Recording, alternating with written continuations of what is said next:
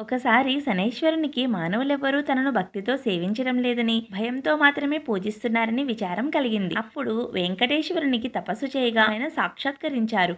స్వామి, నా పేరు వింటే ప్రజలు భయపడుతున్నారు. ఆ భయం పోవడానికి ఇక నుంచి నాకు ప్రీతి అయిన శనివారం నాడు నన్ను ధ్యానించి ఆరాధించి ఆ పైన నిన్ను పూజించిన వారికి సర్వదేవతలను పూజించిన ఫలం ఆ ఒక్క రోజులోనే రావాలి అని కోరుకున్నాడు. అందుకు స్వామి చిరునవ్వు నవ్వి, నీ కోరిక సమంజసంగానే ఉంది. అసలు నీకు నాకు భేదం ఏముంది? 6 వారాలు దాటాక 7వ వారం అంటే నీవు ఇష్టపడతావు. నేను 6 కొండలు దాటాక 7వ కొండ మీద ఉంటాను. నువ్వు నీలవర్ణుడివి, నేను నీలవర్ణుడనే. నువ్వు సప్తమ గ్రహానివి, నేను సప్తగిరీషుడను. సామాన్య మానవులకు ఈ విశేషమైన విషయాలు తెలియక నువ్వంటే భయపడుతున్నారు. నిన్ను నన్ను వేరుగా చూస్తున్నారు. నువ్వు కోరిన వరాన్ని అనుగ్రహిస్తున్నాను. ఏ భక్తుడు 7 శనివారాల పాటు ముందు పూజించి ఆ తర్వాత నన్ను పూజిస్తూ సప్త శనివార మహావ్రతంగా ఆచరిస్తారో వారు సమస్త శనిదోషాల నుండి విముక్తులై సౌఖ్యాన్ని పొందుతారు. ఆయు ఆరోగ్య ఐశ్వర్యాది సకల శ్రేయస్సులను పొందుతారు. ఇందులో సంశయమేమీ లేదు అని వరమిచ్చారు.